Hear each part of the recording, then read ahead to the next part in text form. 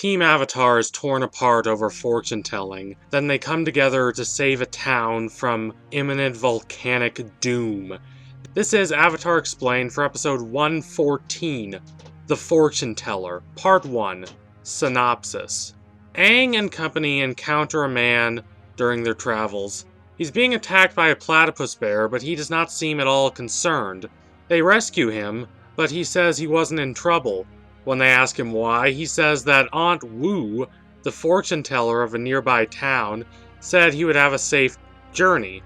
Sokka responds that Aunt Wu was wrong. He did not have a safe journey because he was attacked by a platypus bear.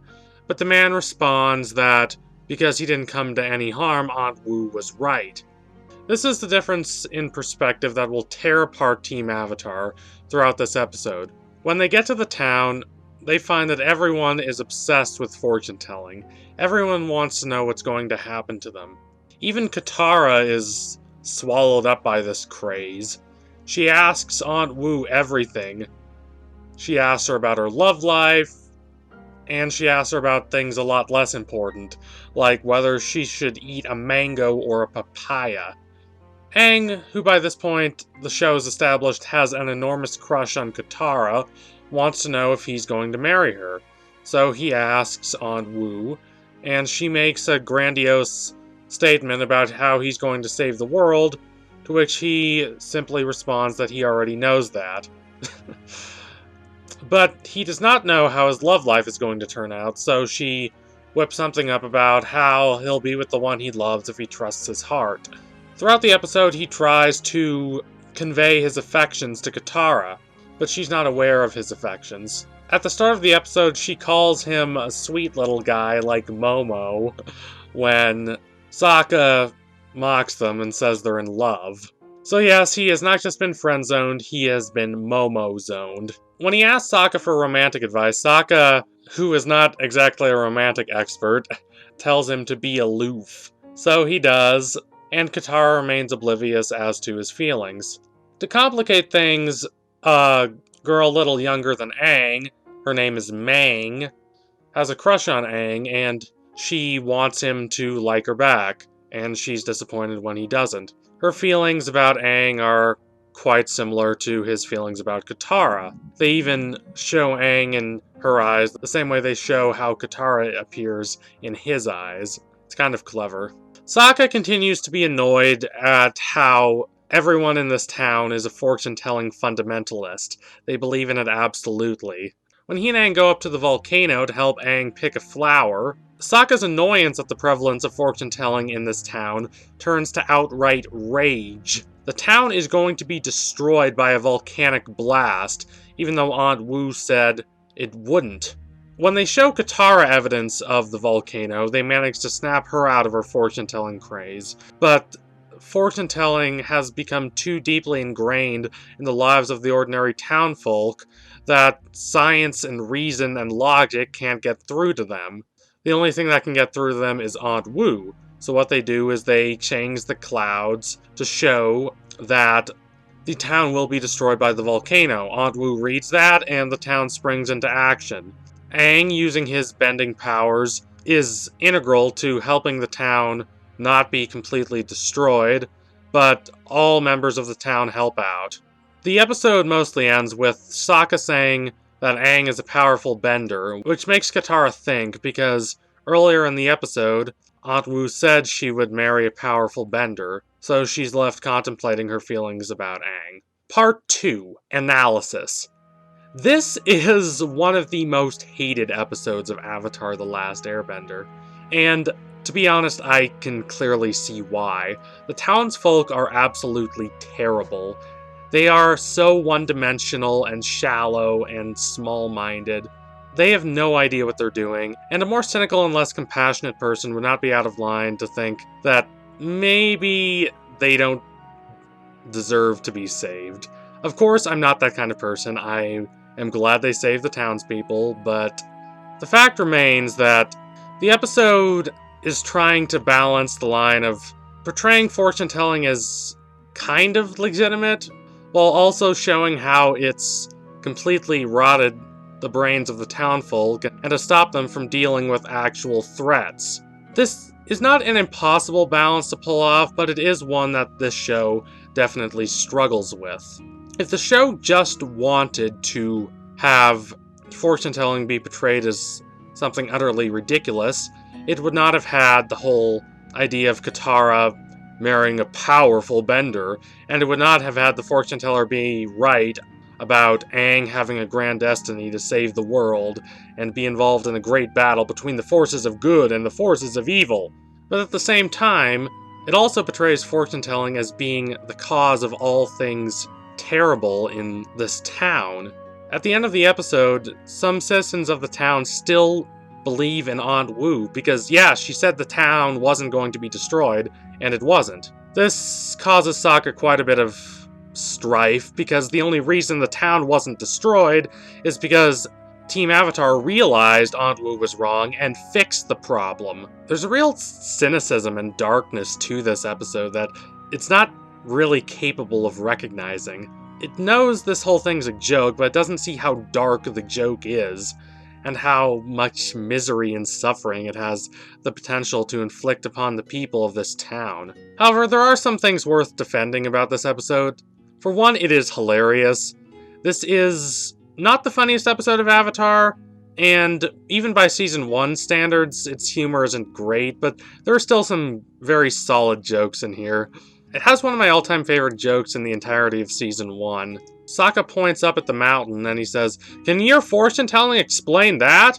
And in response, this very annoying townsperson, whom Sokka develops a personally antagonistic relationship with, says, "Can your science explain how it rains?" To which Sokka responds, "Yes! Yes, it can!" It's one of my all-time favorite Sokka lines. And in fact, if you find the fortune-telling in this episode as exasperating as I do, then at least you have Sokka to comfort you because his feelings reflect yours. He's so annoyed, he's so done with this town, he's so done with everything about it, that it becomes impossible to not really like him and be charmed by him. This is the episode where Sokka was firmly established as my favorite character of the initial 3, which is what he remained until late in Season 3 when Katara became my favorite character for reasons I'll explain when I get to the Avatar Explained for the Southern Raiders. But yeah, Sokka might be annoying, he might be smug, he might be a little arrogant, but he knows what he's doing. He's not a moron, he knows a lot about science, and he's not willing to be played for a fool. He's not willing to just go along with something that doesn't make any sense to him. And this is one of his strongest qualities, and it's something that serves him well going forward, and it's something that leads to him eventually becoming the leader he thought he was back in the start of the show. Another plus about this episode is that the moral in the end is not bad. It's all about how you have to make your own destiny, how you can't rely on predictions, and how you can't really know the future and you have to chart your own course. However, there are a few problems with this. For one, although I like the idea, it's been done better in a lot of other works. If you want to see a work about the power of breaking from destiny, from breaking from a preordained path, I recommend Steins Gate or Xenoblade Chronicles. Both very intelligent, very thorough, very substantial works about something that this episode only barely touches on. The other problem is that this whole idea about how you can't trust in fortune-telling to determine your fate completely undercuts all the predictions in this episode, including predictions the show had otherwise established to be valid and legitimate. This is not the best idea, and I wish they had thought this out a little more. I wouldn't say it's horrible, and I don't know if it completely invalidates these predictions. Aunt Wu doesn't say that she's a fraud, just that one needs to be willing to make their own destiny. It confirms my ideas that few rewrites would have helped this. I don't think this episode is that bad, at least from a conceptual standpoint and from a humor standpoint, but it could have been better. Part 3. Context. The most obvious piece of context I need to offer is that, of course, Aang and Katara do get married. They have 3 kids, Tenzin, Kaya, named after Katara's mother, and Bumi, named after King Bumi, whom Aang knew as a kid and meets again in episode 105, The King of Omashu. Kaya and Bumi do not, as far as we know, have any kids, but Tenzin has 4, Jinora, Milo, Ikki, and Rohan, whom we see in The Legend of Korra. As for the Aang and Katara pairing, it continues to rely on episodes like this. Episodes that kind of feel detached from the main story. That's not to say they're bad episodes. Again, I don't think The Fortuneteller is as bad of an episode as some people say it is. But at the same time, I don't know if there are any great Katang episodes. Other than this, we have The Cave of Two Lovers, episode 202, and The Headband, episode 302. Yes, there are Katang elements in other episodes, but these are the episodes that focus on the relationship. And none of them are considered to be some of the best episodes in the entire show. In fact, when people make a list of the worst 10 episodes of the show, one or more of these episodes usually comes up. And there is a reason for that.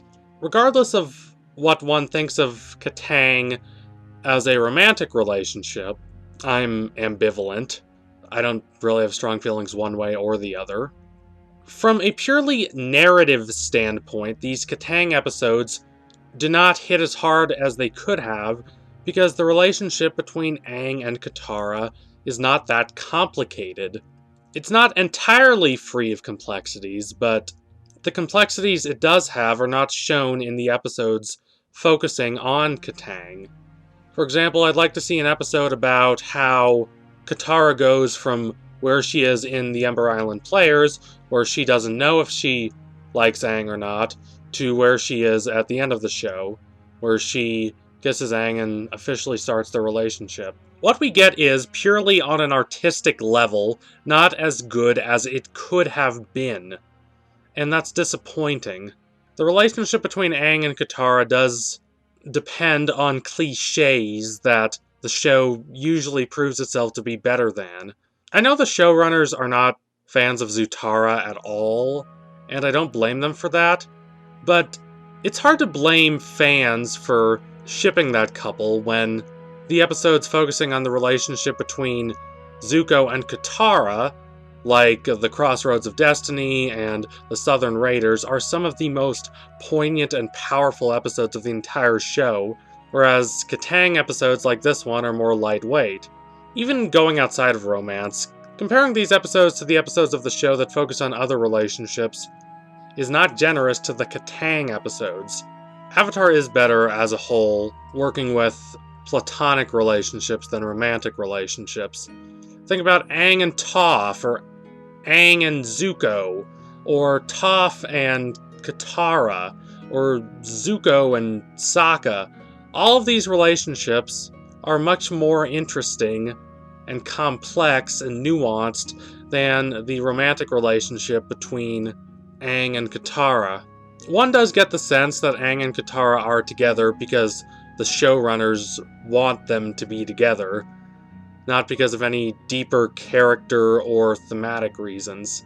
That's not to say the pairing of Katara and Aang is terrible, just that it could have been better. The execution could have been much sharper. Katang depends too much on destiny, too much on the idea that these two are simply meant to be, instead of actually building a substantial relationship between them. Okay, moving away from Katang now. We don't see Mang again, and we don't see Aunt Wu again. I can't say I particularly missed them, but it would have been nice for them to show up at least one more time for the sake of continuity. Other than that, well, Team Avatar will continue to go to towns populated with incredibly stupid and shallow and petty townsfolk. The zenith of this is in episode 205, Avatar Day, when the townsfolk are ready to boil Aang alive in oil until he fights the Fire Nation. When Sokka remarks at the end of that episode that this is the worst town they've ever been to, I can't help but agree. These townspeople are so vindictive and shallow and bitter. And don't forget about the citizens of Republic City in The Legend of Korra, who are willing to despise Korra viciously, even though she literally saved them from certain death and from 10,000 years of darkness. Think about that. Avatar is on the whole a very optimistic show, but it does have some more pessimistic ideas about the masses. Also, I don't like how Katara is portrayed in this episode. I wouldn't say it's entirely out of character for her, but Katara is a more complicated and thoughtful person than she's shown to be here. There's a reason she eventually became my favorite character in this show other than Zuko. There's a lot of complexity and thought put into every action she takes in her best episodes. This is not one of her best episodes. This is an episode that shows her to be as overly idealistic and kind of disconnected from practical reality that all her detractors say that she is. It's kind of disappointing. Anyway, thanks for watching. Like, comment, subscribe, donate to my Patreon if you can, and you want to see more analyses like these. Even $1 a month really helps, really goes a long way. Keep watching Avatar, it's a great show, and tune in for the next Avatar Explained video. It will be coming soon. Thank you all again. Adios, comrades.